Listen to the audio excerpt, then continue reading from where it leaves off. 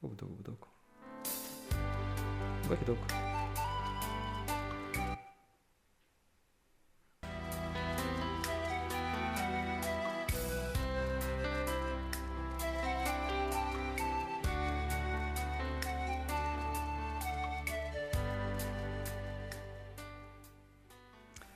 Bien-aimé en Christ Shalom, c'est votre frère en Christ, Tony Kimboa du ministère Rachetons le temps.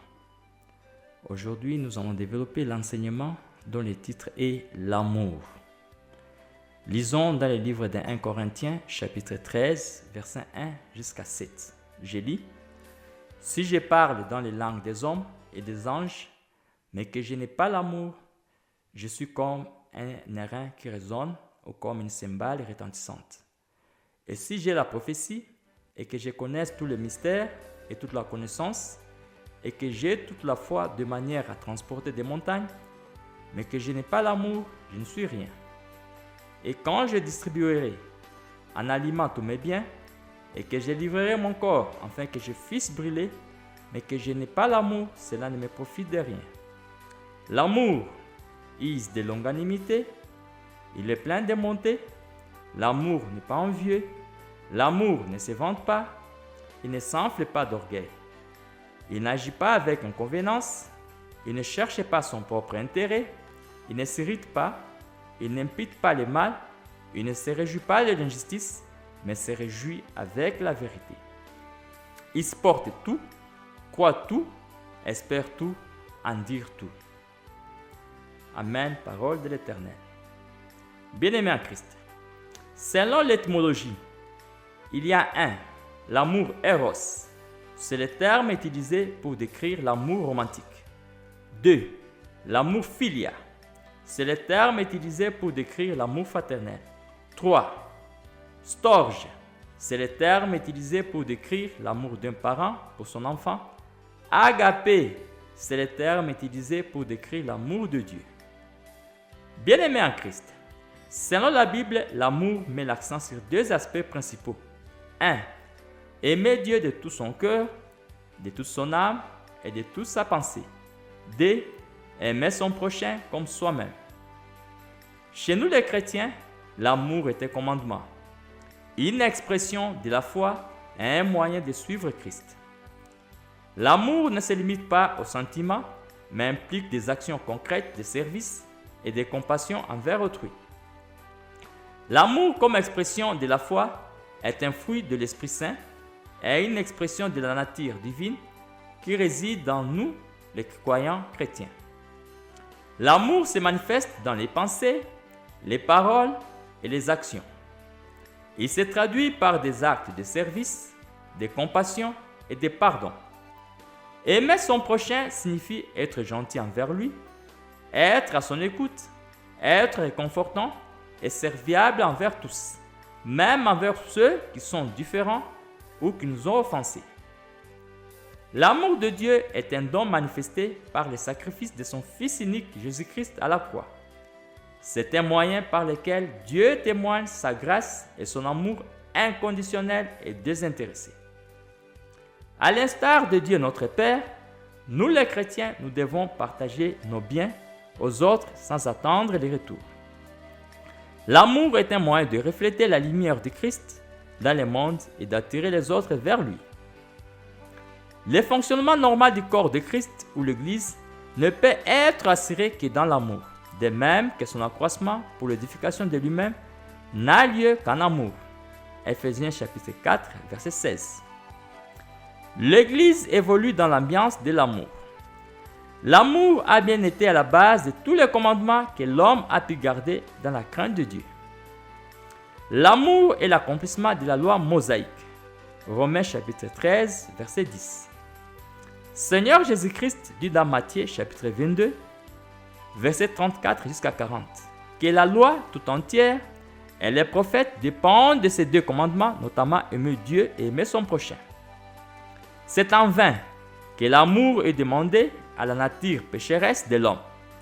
Il n'est pas dans cette nature, mais seulement dans la nature de Dieu qui est amour. C'est pourquoi, avant la venue du Seigneur Jésus-Christ sur terre, l'amour véritable n'a jamais été vu ici-bas. Certes, l'amour du vin agissait et l'Éternel en tenait le langage en Israël. Deutéronome chapitre 7, verset 8. Jérémie chapitre 31, verset 3. Mais c'était un amour voilé et caché. L'homme montrait son capacité à aimer selon Dieu. Avec la venue du Seigneur Jésus-Christ sur terre, l'amour de Dieu le Père se manifeste en Christ Jésus. Et non en Seigneur, mais aussi en nous chrétiens, devenus enfants de Dieu par la foi. L'amour de Dieu est versé dans nos cœurs par l'Esprit Saint dès que nous croyons en Seigneur Jésus-Christ. Nous devenons fils de Dieu selon qu'il est écrit dans Jean chapitre 1 verset 12. Aimer Dieu et aimer les prochains est l'essence de la nouvelle naissance. Aimer Dieu implique aussi aimer les prochains, car nous ne pouvons aimer Dieu que nous ne voyons pas et haïr les prochains que nous voyons. Dieu aime beaucoup le monde. De même, nous qui avons cette nature divine acquise lors de la nouvelle naissance, nous devons aussi aimer les hommes inconditionnellement. Dans l'Épître aux Galates, chapitre 5, verset 22, l'amour est le premier élément du fruit de l'esprit et il englobe tous les autres éléments. 1 Corinthiens chapitre 13, communément appelé chapitre de l'amour. Il est le principe du bon fonctionnement du corps de Christ et le courant dans lequel tous les dons sont appelés à s'employer en vue de l'utilité commune. 1 Corinthiens chapitre 12, verset 7. Désirer avec ardeur les dons spirituels est une bonne chose, mais ce désir n'est à sa place et ne prend sa valeur que si nous poursuivons l'amour en suivant ce chemin plus excellent que tous les dons. Les dons spirituels témoignent d'attributs divins tels que la puissance, la connaissance, la sagesse. Sans amour, même avec le plus beau don des langues, nous ne serons qu'un son. Sans amour, avec la plus grande connaissance et la plus grande foi, nous ne sommes rien. Sans amour, même si nous distribuons tous nos biens et livrons même nos corps à être brûlés, cela ne nous profite à rien. Ces exploits spirituels attirent l'admiration et l'attention des hommes, mais sans amour, ils sont inutiles et dangereux. L'amour de Dieu en nous chrétiens n'est pas une affaire de sentiments éprouvés à l'égard des personnes avec qui nous avons des affinités, mais envers tous les hommes. Cet amour se tient au-dessus du mal. Il ne cherche pas sa propre satisfaction, mais celle des autres. Ce n'est pas parce que nous étions aimables aux yeux de Dieu qu'il nous a aimés. Nous étions au contraire haïssables pour Dieu, indignes d'être aimés, et Dieu constate son amour envers nous, en ce que lorsque nous étions encore pécheurs, Christ est mort pour nous. Romains chapitre 1, verset 30, 5, 8. Selon l'apôtre Paul, à travers 1 Corinthiens chapitre 13, verset 1 jusqu'à 3, si quelqu'un a le don de parler les langues des anges incompréhensibles à l'assemblée, il s'édifie lui-même, et cela implique le manque d'amour. 2 Corinthiens chapitre 12, verset 4. De même, si un chrétien a de l'éloquence de s'exprimer couramment avec puissance, dans toutes les langues de manière à être compris par tout le peuple du monde, juste pour se mettre en évidence et chercher sa propre gloire, cela implique le manque d'amour divin. C'est pourquoi recherchons toujours l'édification, donc la bénédiction des autres, en veillant à ce que tous comprennent quand nous sommes amenés à parler comme oracle de Dieu. 1 Pierre chapitre 4 verset 11. Si un chrétien est un géant spirituel qui surpasse tous les autres croyants, il aurait réussi toute la pensée de Dieu par inspiration, c'est-à-dire la prophétie. Il aurait réussi tous les secrets divins qui lui auraient été révélés. Ce sont les mystères. Ce géant spirituel possède même toute la connaissance de Dieu pour satisfaire aux besoins du moment. Avec la foi, ce géant spirituel accomplit des miracles jusqu'à transporter les montagnes. tant qu'il réalise ses exploits spirituels pour sa propre gloire, il devient une idole, au même titre qu'une image taillée, et par conséquent, il rend Dieu jaloux. Deutéronome chapitre 5, versets 8 jusqu'à 9. Un chrétien qui donne tout ce qu'il possède jusqu'à livrer son propre corps pour être brûlé sans l'amour comme mobile de ses actions, il s'est fait perdre toute possibilité de récompense dans l'avenir. Ce géant spirituel devant Dieu est une idole. Si l'amour de Dieu nous inspire, chacun de nos actes s'en trouve valorisé. Si par amour nous évangélisons, nous ne sommes pas des faiseurs de bruit. Si l'amour est l'énergie de notre foi, la source de notre générosité, la force qui nous porte au martyr, toutes nos actions ont de la valeur pour Dieu. Seigneur Jésus-Christ approuve dans Marc chapitre 12, verset 33, qu'il n'y a point d'autre commandement plus que d'aimer Dieu de tout son cœur, de toute son intelligence, de toute son âme, de toute sa force, et d'aimer son prochain comme soi-même.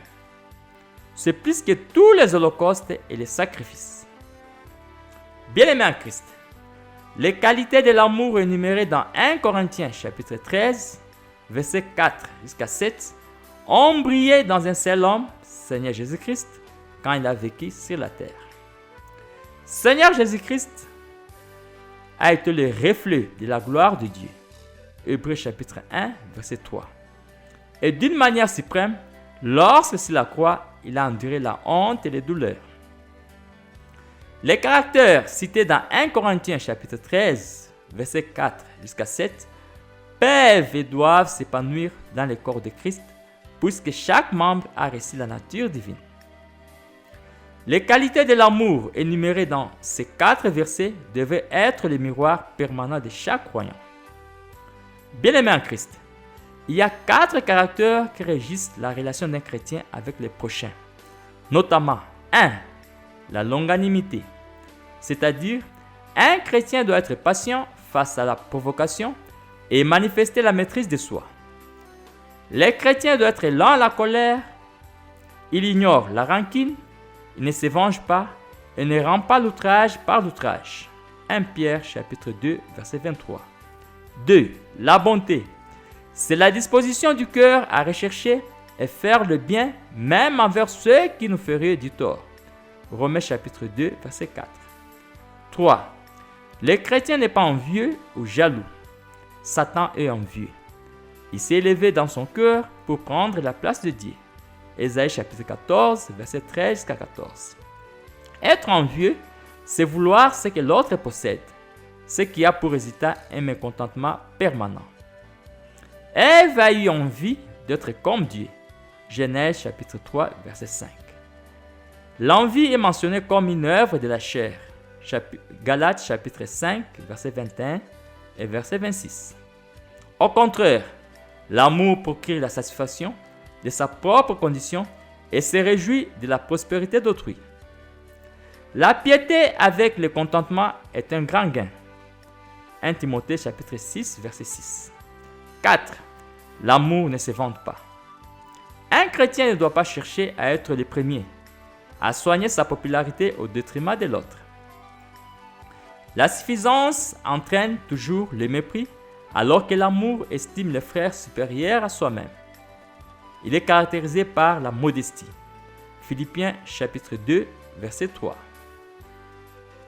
Je rappelle à cette époque que les Corinthiens ont la fâcheuse tendance de se vanter des dons de l'Esprit que pourtant la grâce seule leur a accordé. 1 Corinthiens chapitre 4, verset 6 jusqu'à 7. Bien-aimés en Christ, 3 traits caractérisent un chrétien face au péché. Versets 5 jusqu'à 6. Il s'agit de 1. L'amour n'impute pas les mal. C'est-à-dire, un chrétien ne tient pas à jour un dossier de tous les torts subis et des accusations possibles envers les autres pour en tirer vengeance. L'amour couvre une multitude de péchés. 1 Pierre chapitre 4, verset 8. Un chrétien est animé par un esprit de pardon, prêt à oublier. Il n'imagine pas les mal chez les frères ou leurs sœurs Elle n'interprète pas avec la malveillance ce qu'il voit chez les autres. 2. L'amour ne se réjouit pas de l'injustice. Le monde a pour règle que le plus fort gagne.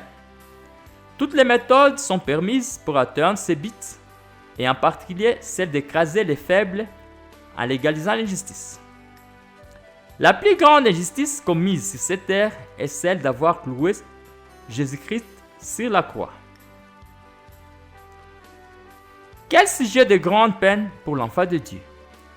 L'amour ne prend pas plaisir au tort fait aux autres, ce qui arrive non seulement dans le monde, mais aussi au sein de la famille de la foi. L'amour n'éprouve pas davantage de joie secrète à voir son frère tomber dans les péchés. Nous sommes même exhortés à reprendre ce qui manifeste l'injustice et si besoin est, à nous en séparer. Ephésiens chapitre 5, versets 9 jusqu'à 11, 2 Timothée chapitre 2, verset 19. 3. L'amour se réjouit avec la vérité. L'amour va toujours de pair avec la vérité. C'est ce parfait équilibre que nous a laissé comme modèle le Seigneur Jésus. Jean chapitre 1, verset 17. La vérité mise en contraste avec l'injustice, c'est la sainteté. Nous ne pouvons accepter la corruption actuelle. L'amour se réjouit donc avec ce qui est vrai, droit et honnête. Bien-aimés, voyons le caractère dont un chrétien doté d'amour manifeste face aux circonstances. Ces 4 derniers caractères qui montrent l'énergie positive de l'amour, il s'agit de 1. L'amour qui supporte ou couvre tout. Naturellement, il n'est pas question de passer légèrement sur les péchés en les tolérant, mais d'être prêt à souffrir pour ce qui est droit. Accepter les insultes, les provocations, même abandonner quelque chose qui nous tient très à cœur par amour pour Christ. 2. L'amour croit tout. Il s'agit non pas d'être crédible, mais d'être sans défiance.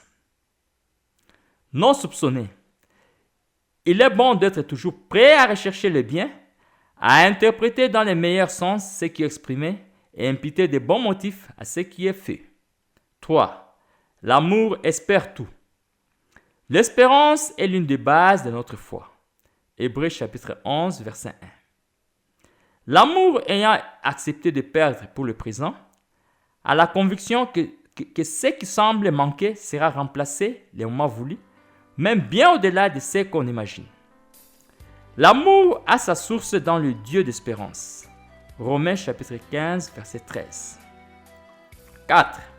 L'amour en dire tout. Fermé dans l'adversité, l'amour accepte sans se plaindre des circonstances difficiles et douloureuses.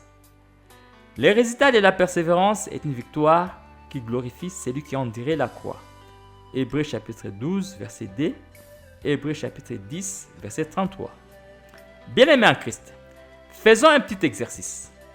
Dans 1 Corinthiens chapitre 13, verset 4 jusqu'à 7, remplaçons chacun l'amour par son propre nom.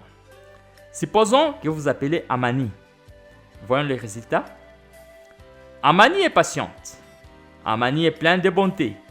Amani n'est point envieuse. Amani ne se vante pas. Amani ne s'enfle point d'orgueil. Amani ne fait rien de malhonnête. Amani ne cherche point son intérêt. Amani ne s'irrite point. Amani ne soupçonne point le mal. Amani ne se réjouit point de l'injustice, mais Amani se réjouit de la vérité. Amani esquisse tout. Amani croit tout. Amani espère tout. Amani supporte tout. Fin de l'exercice. Bien-aimés en Christ, il faut remplacer l'amour par votre nom dans 1 Corinthiens chapitre 13, verset 4 jusqu'à 7, et vous vous rendez compte que ces vertus et caractères ne correspondent pas à votre comportement, veuillez commencer à les appliquer. Si vous n'arrivez pas à manifester ces vertus et caractères de par vos efforts personnels, ce qui est normal, veuillez supplier Dieu qu'il vous remplisse de son Esprit Saint pour que ces vertus et caractères se manifestent au quotidien dans votre vie. Enfants, n'aimons pas en parole et avec des langues, mais en action et en vérité. Ça, c'est la citation de 1 Jean chapitre 3, verset 18. Ce passage ci-dessus est l'exhortation de l'apôtre Jean à la fin de sa vie. Il vient de rappeler que l'amour de Jésus l'a amené à laisser sa vie pour nous et que nous devons laisser nos vies pour les frères. Bien-aimés en Christ, au milieu d'un contexte de déception, d'opposition et de difficultés, l'amour peut triompher de tout ce qui l'entoure en faisant rayonner ce brillant et divin caractère. Bien-aimés en Christ, pour clore, l'amour pour nous les chrétiens est un commandement central, une expression de foi, une action concrète, un don à partager avec les autres, reflétant l'amour de Dieu avec l'humanité. Fin du message. Bien-aimés en Christ, si vous avez aimé cet enseignement, veuillez le partager avec les autres. Que Dieu vous bénisse.